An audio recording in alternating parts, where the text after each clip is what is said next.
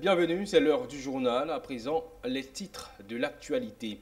La République démocratique du Congo a accueilli la 9e édition du Forum sur la justice transitionnelle en Afrique, un événement présidé par le vice-premier ministre de l'Intérieur.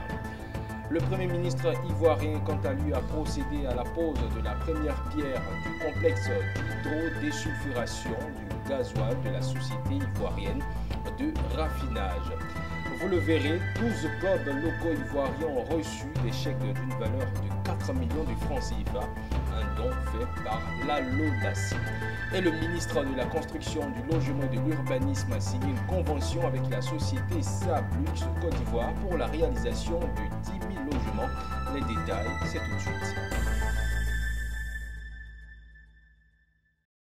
Merci de votre attention. Nous ouvrons l'actualité en nous rendant en République démocratique du Congo où s'est tenue la 9e édition du Forum sur la justice transitionnelle en Afrique. Cet événement, sous le haut patronage du chef de l'État, Félix Tshisekedi, a été ouvert par le vice-premier ministre de l'Intérieur, Jacquemain Chabani, le mardi 30 septembre au Centre culturel d'Afrique centrale à Kinshasa. Un reportage signé Eunice Malika, Betty Feza et Freddy Lumbala. Le 30 septembre 2025, la 9e édition du Forum sur la justice transitionnelle en Afrique a été ouverte au Centre culturel d'Afrique centrale à Kinshasa. Sous le haut patronage du président Félix-Antoine Tshisekedi Tshilombo, cet événement rassemble diverses organisations, notamment le FONAREV, la CIAVAR, l'Union africaine et l'Union européenne, pour ne citer que celle-là. Le thème central de cette édition est l'état de la justice transitionnelle en Afrique, la justice pour les Africains et le rôle des personnes influentes africaines dans le processus de réparation. Ce forum nous offre donc une plateforme pour repenser les approches innovantes et efficaces de la justice réparatrice d'une manière qui soit la plus pertinente possible pour les communautés touchées. Excellences, Mesdames et Messieurs, nous devons une fois de plus reconnaître les conséquences disproportionnées des conflits violents sur les populations vulnérables, en particulier les femmes et les filles, sous la forme de violences sexuelles liées aux conflits. Ce rassemblement intervient à un moment où l'Afrique fait face à des violences persistantes, engendrant des traumatismes chez de nombreuses victimes, notamment dans l'est de la RDC sous contrôle du M23 AFC, soutenu par le Rwanda. Jacquemain Chabani, le vice-premier ministre de l'Intérieur, représentant le chef de l'État en déplacement, a souligné l'importance de nommer les faits concernant le génocide en cours dans l'est de la RDC qui perdure depuis 3 décennies. Longtemps confinés aux seules qualifications de crimes de guerre et de crimes contre l'humanité. Ces actes révèlent, à la lumière de nombreuses enquêtes internationales, les éléments constitutifs du crime de génocide. Le rapport mapping des Nations Unies de 2010, complété par des enquêtes postérieures du groupe d'experts des Nations Unies et par les rapports d'organisations crédibles, tels que Human Rights Watch et Amnesty International, documentent des milliers de violations qui traduisent une volonté manifeste d'extermination de groupes précis et ciblés. La RDC accorde une importance singulière à la justice transitionnelle. C'est dans ce cadre que des structures comme FONAREV et CIAVAR ont été créées pour soutenir les victimes, insistant sur la nécessité de réparation. L'organisation de ce forum par la RDC, à travers le ministère des Droits humains, est une occasion de plus d'exposer la situation dramatique des violences dans l'est du pays, des violences qui s'opèrent dans presque une indifférence de la communauté internationale. En Côte d'Ivoire, à 3 semaines des élections présidentielles, le parti au pouvoir s'active. Le Rassemblement des oufouettistes pour la démocratie et la paix a procédé ce jeudi 2 octobre à l'investiture des membres de la direction nationale de campagne du candidat du RHDP, le président candidat Alassane Ouattara. Retrouvons notre équipe Issa Badini et Maru Seri au Sofitel Hôtel Ivoire. À une semaine du début de la campagne, le camp Ouattara, sinon le candidat Ouattara, est debout et prêt. C'est ce qui a été donné de voir ce soir avec cette investiture des directeurs de campagne. Ils sont une cinquantaine, ils sont tous là les plus grands à commencer par Gilbert Kafana Koné, le maître d'ouvrage, suivi de Robert Begré-Mambé, le Premier ministre. Vous avez Adama Bictogo, Kandia Kamara, Assi Patrick, Awandoli Théophile, Tenebiraima Ouattara, Adjoumani, Anouloto, Sissé Bakongo. Voilà, tous les cadres du RHDP sont là et ce sont, en tant que le président, sinon le candidat Ouattara a dit ce soir, toutes ses attentes par rapport à cette campagne qui va démarrer bientôt, mais surtout à la température que cette campagne doit prendre.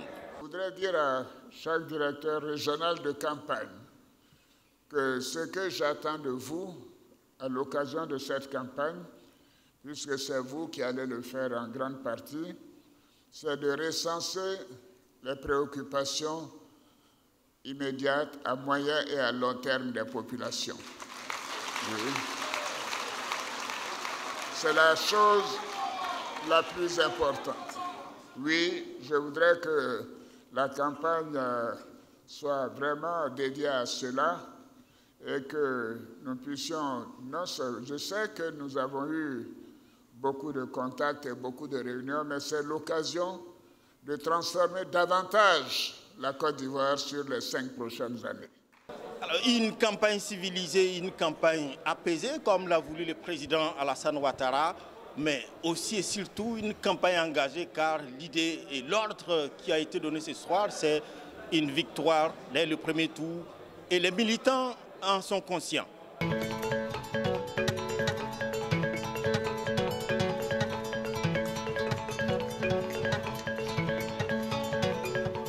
Ça y est, les consignes ont été données.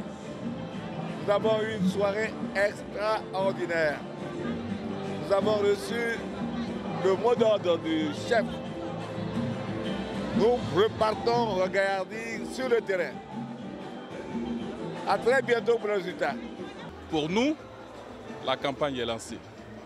Une grande stratégie avec cette équipe qu'il a donc présentée aux militants de notre parti mettra donc des acteurs politiques, l'encadrement politique du RHDP en ordre de bataille pour faire un maillage territorial des plus historiques afin que nous puissions lui donner satisfaction avec un grand taux de participation pour lui dire merci.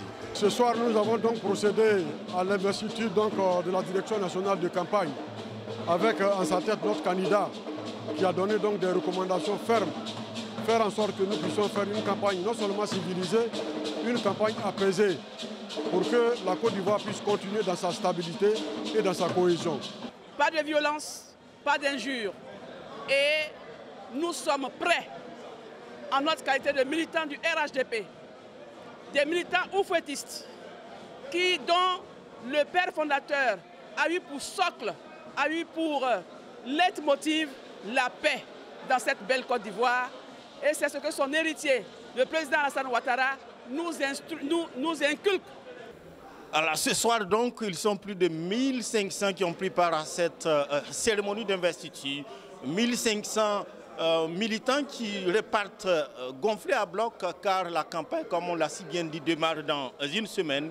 Une semaine où toutes les 31 régions de la Côte d'Ivoire seront envahies par le commando made by RHDP, car c'est un commando, comme l'a dit Ibrahim Sissé Bakongo, qui va à la conquête non seulement de la victoire, mais la victoire au premier tour, une victoire éclatante comme le président l'a si bien dit.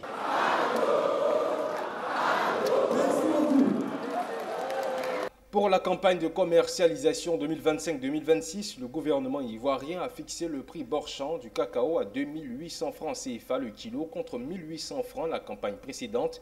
Une hausse qualifiée d'historique qui a suscité des réactions positives au sein des acteurs du café et du cacao présents nombreux à la cérémonie d'ouverture de la campagne Café-Cacao au parc des expositions d'Abidjan. Était témoin à Miko Robara. Je vous annonce qu'au titre de la campagne de commercialisation 2025-2026, le prix borchant garanti du cacao bien séché et bien trié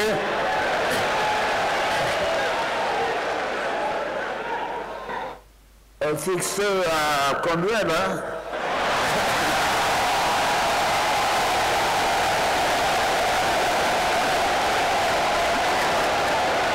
Alors, est fixé à 2800 francs le kilo.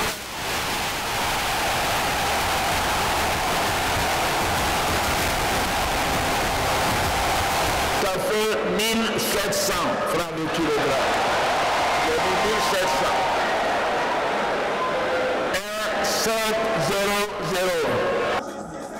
Vous voyez l'argent que j'ai une joie immense. On est producteur et administrateur de l'OIA. Mais c'est M. Koyame.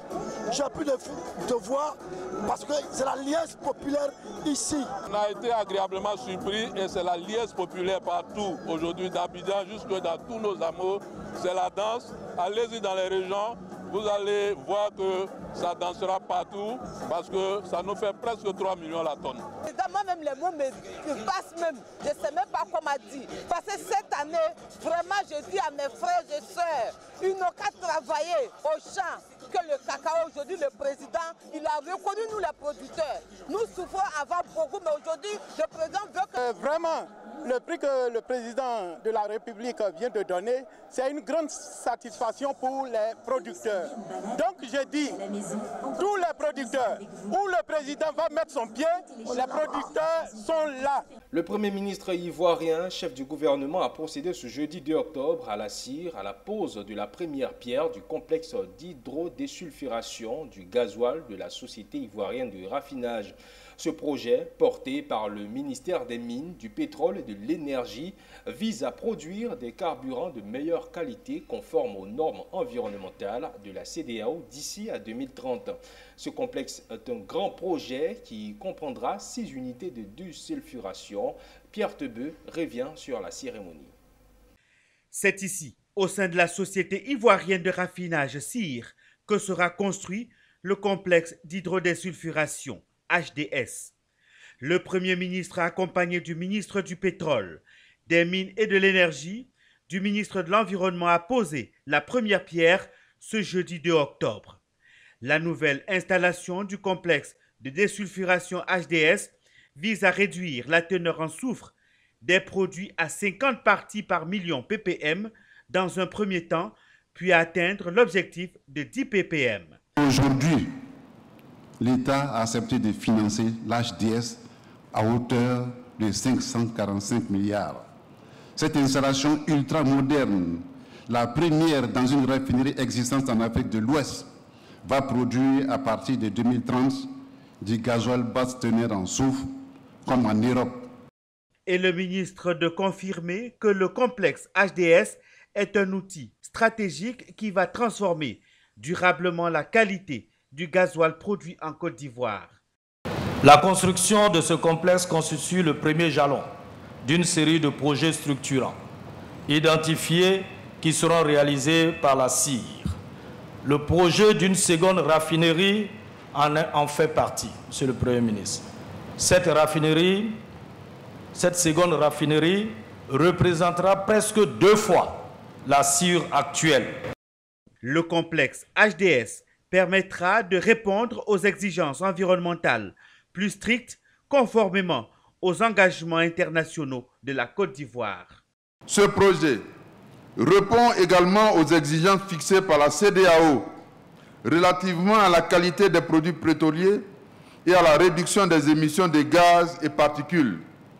La feuille de route communautaire prévoit en effet le passage progressif à la spécification dénommée AFRI 5 avec une teneur en soufre à 50 ppm maximum dans les gasoils pour tous les États membres. Le complexe HDS qui poussera ici à la CIR comprendra 6 unités de désulfuration, une grande fierté pour la Côte d'Ivoire. Autre information, la Bourse régionale des valeurs mobilières a abrité le mercredi 1er octobre dans ses locaux à Abidjan Plateau la première cotation de l'emprunt obligataire de la société Sucre Ivoire. Une entrée significative sur le marché des titres de créance qui va créer un engouement sur les titres obligataires pour le secteur agro-industriel. Des détails supplémentaires dans ce récit que nous signe notre reporter témoin. Une sonnerie de cloche venant marquer le grand pas effectué par Sucre Ivoire dans le marché des titres de créance de la BRVM, Bourse régionale des valeurs immobilières. Fixing d'ouverture effectué avec une maturité de 7 ans, Sucre Ivoire vient apporter une innovation avec son obligation convertie, soit un taux de 8,55 qualifié de supérieur à la plupart des obligations sur le marché et donc favorable aux investisseurs qui cherchent une plus grande rémunération de leur investissement. C'est une étape importante pour la Côte d'Ivoire. Sucre Ivoire est un champion national. On a pu démontrer avec de la structure de pouvoir se financer avec des produits financiers innovants. Notre émission d'obligations convertibles, la première émission sur le marché de la BRVM a été, disons, un succès. Et je pense que c'est un très bon exemple pour toutes les agro-industries ivoiriennes et de pouvoir se financer via la BRVM pour pouvoir se développer. À la date du 29 septembre 2025, la clôture du marché, le segment des obligations privées de la BRVM affichait une capitalisation de plus de 416 milliards, représentant 3,8% du marché obligataire. Le marché de titres de créance enregistre désormais 175 sociétés avec l'entrée de Sucre Ivoire. Alors le défi de l'innovation principalement et le défi du financement local pour des sociétés qui sont on va dire des sociétés championnes au niveau de notre économie. Nous recherchons la souveraineté économique et le fait d'avoir des acteurs locaux qui arrivent à avoir une certaine taille et à se financer localement pour le développement de leurs activités, c'est important. Donc ce défi-là, nous l'avons relevé main dans la main avec Sucre Ivoire et d'ailleurs le groupe SIFCA, qui n'hésite pas à accepter les innovations et à prendre le temps de les structurer. La cérémonie de cotation de l'emprunt obligataire de Sucre Ivoire constitue la preuve que les entreprises ivoiriennes et les investisseurs peuvent compter sur la BRVM pour financer leurs ambitions. Page sportive dans cette édition. Le mardi 1er octobre, 12 clubs locaux ont reçu des chèques d'une valeur de 4 millions de francs CFA chacun, soit en global 48 millions de francs CFA par la Loterie nationale de Côte d'Ivoire, avec pour objectif de soutenir ces clubs qui, selon la LONASI, en ont plus besoin et sont moins soutenus par rapport à tant d'autres. Des détails supplémentaires avec Alain Nitoua. Nous tenons à remercier chaleureusement M. le directeur général de la LONASI à l'origine de cette initiative. Ce sont 12 clubs locaux de division régionale au total qui ont reçu des chèques d'une valeur de 4 millions de francs CFA chacun, soit 48 millions de francs CFA que la LONASI a déboursé ce 1er octobre 2025 pour contribuer à l'évolution de ces clubs qui, selon elle, ne reçoivent pas assez de soutien. Le choix de la division régionale s'appuie sur le fait que les clubs de Ligue 1 et de Ligue 2 reçoivent la subvention de la FIF. Mais les divisions régionales là, qui ne reçoivent pas de subvention n'ont pas beaucoup de moyens. Donc, alors que la base des joueurs, là, les pépinières, là, est issue de cette division-là. L'année dernière, la subvention a été de 3 millions par club. On sait les besoins de ces clubs. Ces besoins sont très importants. Ici, on n'a pas la prétention de les couvrir entièrement. Mais l'idée pour nous, c'est de leur accorder un peu plus d'aide. Donc nous sommes passés de 3 millions en 2024 à 4 millions cette année. Contrairement à l'année 2024, où il n'y avait que 7 clubs à avoir reçu une valeur de 3 millions chacun, cette année 2025, la Loterie nationale de Côte d'Ivoire a pensé à 12 clubs au total, dont 9 de football, 1 de handball et 2 d'athlétisme, avec 4 millions de francs CFA chacun. Et on parle logement. Le gouvernement ivoirien franchit une nouvelle étape dans sa politique de logements sociaux. Le ministre de la Construction, du Logement et de l'Urbanisme, Bruno Nabagné-Koné, a signé ce mercredi une convention avec la société Sablus Côte d'Ivoire pour la réalisation de 10 000 logements. Une contribution majeure au programme d'urgence de 25 000 logements sociaux et économiques. Le commentaire signé Koné Nanorgo. Au 17e étage de la tour A, le mercredi 1er octobre 2025, le ministère de la Construction et le groupe Sablus ont paraphé une convention pour la construction de 10 000 logements sociaux et économiques à Abidjan. C'est un défi pour nous, gouvernants. C'est une difficulté et c'est beaucoup de travail pour arriver à combler ce déficit. Mais en même temps, c'est une opportunité pour les hommes d'affaires, c'est une opportunité pour les investisseurs. Vous êtes homme d'affaires, vous êtes investisseur, donc saisissez l'opportunité et je peux vous donner l'assurance que nous vous accompagnerons dans votre projet d'investissement. Nous ferons en sorte que les choses se passent bien, que votre entrée sur le marché se passe de la meilleure façon et qu'ensuite vous puissiez vous épanouir le mieux possible, le plus possible sur le marché ivoirien qui offre des perspectives relativement importantes. Ces logements prévus dans des immeubles modernes s'inscrivent dans le cadre du programme d'urgence de 25 000 logements sociaux destinés aux ménages à revenus modestes. Ces logements seront garantis évidemment par le bien immobilier en soi, mais l'avantage c'est de pouvoir utiliser des ressources longues, donc pouvoir faire à terme de la location-vente pour que les Ivoiriens puissent pouvoir accéder au logement. C'est ça l'intérêt, c'est ça le grand intérêt d'être associé avec une structure financière et de pouvoir produire très vite ces logements-là et de pouvoir également les offrir aux populations. Avec ce partenariat, l'État entend réduire significativement le déficit de logement et offrir de meilleures conditions de vie aux populations ivoiriennes. Et toujours en construction et logement, le mardi dernier à la Maison de la Presse, le ministère de la Construction, du Logement et de l'Urbanisme a initié la 3e édition de la matinale du bâtir, un projet qui permet d'adresser des rues, les rénover, les structurer pour la planification urbaine afin de permettre une bonne gestion des urgences, la livraison des services et l'amélioration de la qualité de vie des citoyens. Alanitoua. Avec pour thème adressage des rues, rénovation urbaine et restructuration des quartiers précaires, quel apport pour le nouveau visage d'Abidjan? La 3e édition de la matinale du bâtir pour l'urbanisation rapide d'Abidjan et des villes de l'intérieur de la Côte d'Ivoire a engendré une multitude de défis. Alphonse Nguessan, directeur de l'adressage, de la rénovation et de la restructuration urbaine, a présenté ces enjeux de l'adressage, l'état d'avancement de ce projet à Abidjan ainsi que l'état des lieux. Aujourd'hui, sur Abidjan, le projet qui arrive à son thème en décembre est un projet qui a globalement coûté 12 milliards de francs CFA, financement Banque mondiale pour 10 milliards et État de Côte d'Ivoire pour 2 milliards de francs CFA.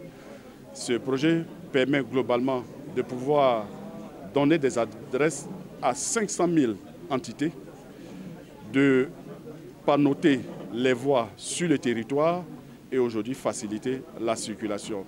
C'est un travail de 3 années qui est en train de s'achever parce que le gouvernement a décidé de faire de l'adressage un outil de développement et donc aujourd'hui ce projet est en train de se dupliquer sur l'ensemble du territoire national et normalement à l'horizon 2030 c'est une quinzaine de villes qui devaient être adressées au niveau national, ce qui devait porter la population urbaine, c'est-à-dire la population qui vivent en ville, qui ont une adresse, devrait être estimée à plus de 75% de la population qui vivent en ville d'avoir une adresse à l'horizon 2030. Après une série de questions-réponses, les 2 acteurs faisant la fierté de la Côte d'Ivoire à l'international, ainsi qu'une journaliste, ont exprimé leur gratitude et émotion après avoir appris que leurs noms appartiennent désormais sur 3 rues d'Abidjan. La Côte d'Ivoire Normalisation a organisé l'atelier de formation et d'information sur le projet de norme ISO DSI 9001-2025 dans la commune de Cocody. Cet atelier avait pour objectif d'informer et sensibiliser les participants sur le contenu de ce projet et ses bénéfices pour l'organisation. La Côte d'Ivoire Normalisation est engagée à améliorer la qualité et la compétitivité des organisations ivoiriennes sur le marché national et international. C'est l'importance de cet atelier pour passer en revue le contenu du projet, d'informer et de sensibiliser les participants sur le projet ISO DIS 9001-2025. Cet événement a rassemblé plusieurs acteurs du secteur privé et public désireux de se familiariser avec les nouvelles exigences et les bénéfices associés à cette norme. Ce qu'il faut retenir sur l'importance des normes en matière de gestion d'entreprise. Vous savez, gérer une entreprise ne se fait pas n'importe comment. Quand on veut atteindre des résultats assez déficients, on veut avoir de la qualité dans ce que nous produisons, bien évidemment, il faut prendre en compte certains outils qui nous permettent de mieux faire et de bien faire. Et ces outils sont les normes. Et ce sont ces normes-là que nous avons exposées. On a un gros travail de sensibilisation à faire au sein des entreprises. On ne se contentera pas seulement d'avoir des procédures et des processus rédigés, mais on va au-delà de cela pour que le personnel de l'entreprise porte des valeurs réelles, pour que les produits qui sont fournis respectent non seulement la qualité requise, mais aussi prennent en compte toutes les problématiques environnementales, sociales et économiques, bien sûr. Cet atelier a enrichi les connaissances des participants, mais aussi ouvert la voie à une adoption plus large de la norme ISO DIS 9001-2025 en Côte d'Ivoire, favorable à l'essor d'une culture de qualité au sein des entreprises. Récemment, au Centre national de matériel scientifique de Cocody-Saint-Jean, chercheurs, partenaires et autorités éducatives ont présenté les résultats d'une étude sur les solutions numériques pour des écoles plus sûres et inclusives. L'objectif est de favoriser l'intégration des jeunes dans un système scolaire équitable en tenant compte des besoins des élèves enceintes, parents en situation de handicap et Afrique francophone, nous dit Générose Aquadio. Ce jeudi 26 septembre 2025, au Centre national de matériel scientifique de Cocody-Saint-Jean, chercheurs, partenaires et autorités éducatives se sont réunis autour des mêmes objectifs. Réfléchir à l'intégration des jeunes dans un système scolaire plus équitable et plus sûr. Menée par des experts en éducation, l'étude met en avant l'importance de la technologie numérique comme levier pour favoriser l'inclusion et protéger les apprenants vulnérables. Et une étude financée par le Centre de recherche et de développement international qui avait pour objectif d'évaluer un peu l'environnement scolaire, n'est-ce pas, en Côte d'Ivoire et surtout en termes de violence, n'est-ce pas, basée sur le genre. Et il ressort donc brièvement de cette étude que selon les élèves, à 88%, l'école, n'est-ce pas, secondaire surtout, n'est-ce pas, privée comme publique, reste un environnement moins sûr. Et donc, il est bon d'attirer l'attention des pouvoirs publics sur cette préoccupation importante. Une action saluée par le ministère de l'Éducation nationale. Ces résultats qui sont présentés nous sont très utiles parce qu'ils planchent sur la situation d'inclusivité de l'école. C'est-à-dire qu'on doit avoir une école inclusive où chaque enfant doit avoir sa chance de poursuivre l'école. Cette initiative a été rendue possible grâce à l'appui technique et financier de iPass Afrique francophone.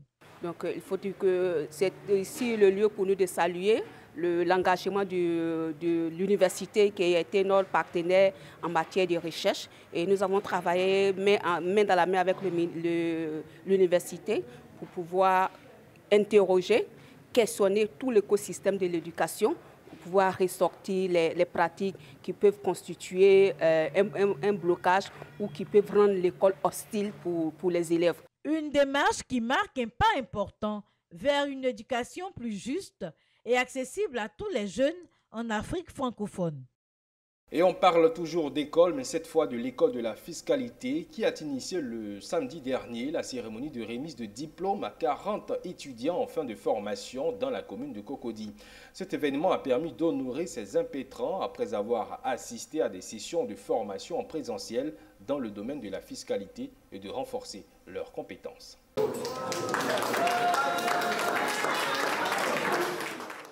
Ce sont des moments riches en émotions vécus par cette quarantaine d'étudiants de l'école de la fiscalité après avoir achevé 3 mois de formation dans cette discipline.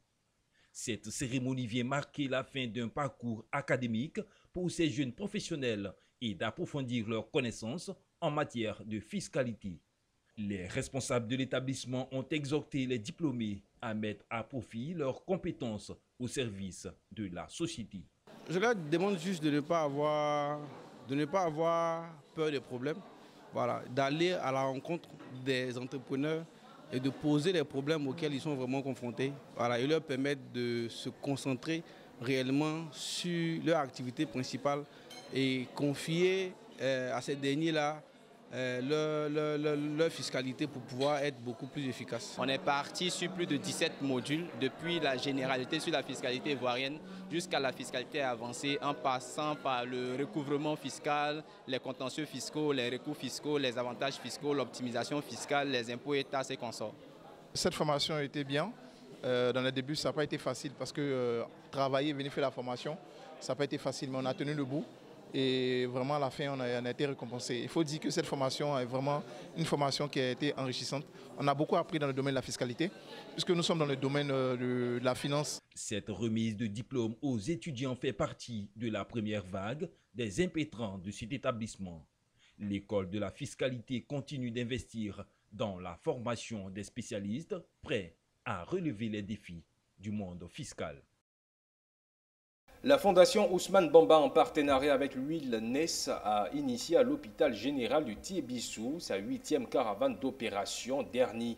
Plus de 200 patients venus de toute la Côte d'Ivoire ont bénéficié gratuitement de cette initiative placée sous le signe de la solidarité et du bien-être social. Charles Kouakou. Engagée dans la solidarité et le bien-être des populations, la Fondation Ousmane a franchi une nouvelle étape dans sa mission humanitaire. En partenariat avec Wellness, elle a organisé à l'hôpital général de Tiébissou la 8e caravane d'opération chirurgicale de l'hernie au profit des personnes démunies. Un rendez-vous humanitaire qui a permis de prendre en charge plus de 200 patients venus des 4 coins de la Côte d'Ivoire. Pour la Fondation Ousmane Bamba, cette action s'inscrit dans une démarche constante, améliorer le bien-être des populations et renforcer la solidarité à travers des gestes concrets. Depuis toujours, à la veille des fêtes, on essaie de donner un peu de sourire aux malades. Donc cette année, l'édition de cette année a été un peu spéciale. Il y a eu des malades qui sont arrivés du nord, et de Djekano, et de partout dans le Vébaoulé. Il faut toujours donner, il faut toujours faire du social, il faut toujours aider. Il faut redonner ce que Dieu vous donne. C'est ce qu'on a toujours fait depuis des dizaines d'années. Cette initiative redonne espoir aux personnes souffrant d'hernie, souvent sans ressources pour se soigner. Nous venons de Kimirla Sud, vraiment par la générosité de M. Bamba Ousmane. Il m'a demandé de réunir des malades, au moins une vingtaine de personnes. Nous venons nous associer aux malades qui seront traités à Tiébissou au nom de la Fondation Ousmane Bamba. Vraiment, on remercie la Fondation Ousmane Bamba, Alhamdulillah Rabbil Alamina, que Dieu rembourse la Fondation à la mesure de sa valeur. Entre compassion et professionnalisme, cette 8e carnaval d'opération d'hernie restera gravée comme une victoire de la solidarité et de l'engagement citoyen en Côte d'Ivoire. On se rend dans le département de Anibé-les-Gros, précisément dans la sous-préfecture de Dufrebo, pour suivre cette action de solidarité de l'Union des enseignants du RHDP de Lindéni-Douablin, dirigée par Abdoulaye Nango en faveur des femmes et des ménages à revenus modestes. Cette initiative s'inscrit dans le cadre de la Côte d'Ivoire solidaire prônée par les cadres du parti. Cette cérémonie a été également marquée par la remise d'équipements de mobilité, de communication aux structures de base pour une meilleure gestion du scrutin électoral. On voit cela avec Anissé Kouadio. Dufrebo, département d'Anibé-les-Gros. Ici, Abdoulaye Nango, président de l'Union des enseignants RHDP de Lindéni-Douablin, accompagné des cadres du parti, ont tenu à faire parler leur cœur ce jour à l'endroit des familles à revenus modestes. Plusieurs femmes ont reçu des complets de pagne, accompagnés d'une enveloppe afin de permettre à celles-ci de mettre sur place des activités génératrices de revenus. Il faut pouvoir les appuyer, il faut pouvoir les accompagner et il faut pouvoir faire de sorte que les structures soient à l'aise. Et vous allez voir que quand ils sont à l'aise, le travail va de pair. Et puis voilà la paix. On remercie monsieur le parrain de cette manifestation.